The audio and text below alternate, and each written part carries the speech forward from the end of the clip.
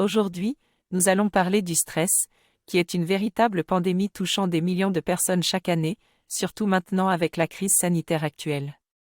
Nous sommes obligés d'établir des limites personnelles plus rigoureuses pour préserver notre espace personnel, tout en cherchant des opportunités cachées pour surmonter le stress.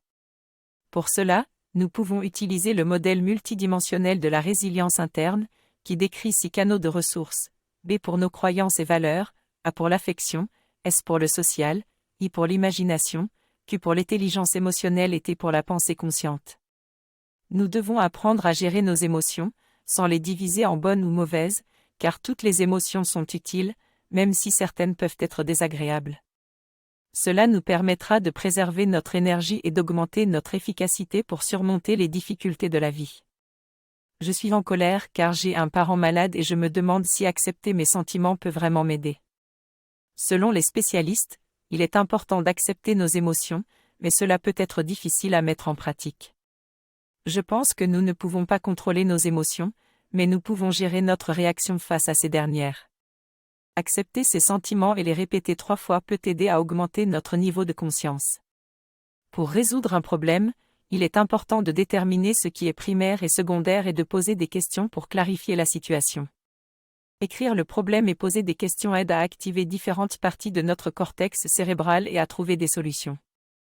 Il est également important de comprendre nos croyances pour trouver la réponse à nos questionnements. Je dois me rappeler que pour surmonter les épreuves, je dois connaître le pourquoi afin de trouver les vents favorables pour y faire face.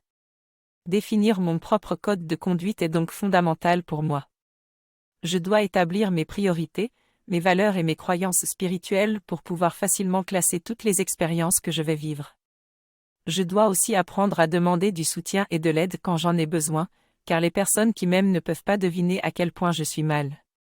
Souvent, nous vivons dans nos propres attentes envers les autres, mais il est important de se rappeler que les gens sont des êtres vivants et réels avec leurs propres désirs et besoins.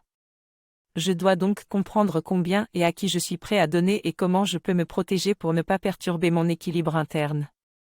La personne explique qu'il est important de donner et de recevoir de l'aide, de prendre soin de son corps, de faire de l'exercice physique, de surveiller son alimentation, de dormir suffisamment, de faire appel à des spécialistes pour obtenir de l'aide, et d'utiliser son imagination pour gérer ses émotions et exprimer sa créativité. Il invite les spectateurs à réfléchir sur ces 6 points et à identifier ceux qu'ils utilisent le moins.